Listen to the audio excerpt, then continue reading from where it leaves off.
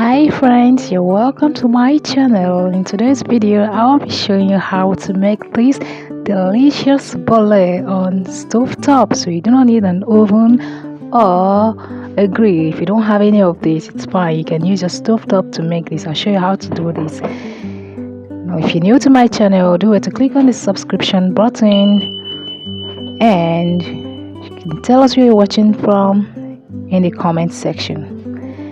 So this is what we have here, the bole. I mixed this with beans, cooked beans. As you can see, you do not need much ingredients for this recipe. You just need your yam, your plantain, your beans, cooked beans, just white plain cooked beans to your choice if you want, it's optional. And then for your sauce, just red oil, onion, pepper, fish, salt. You don't need Maggi for this. So this is what our roasted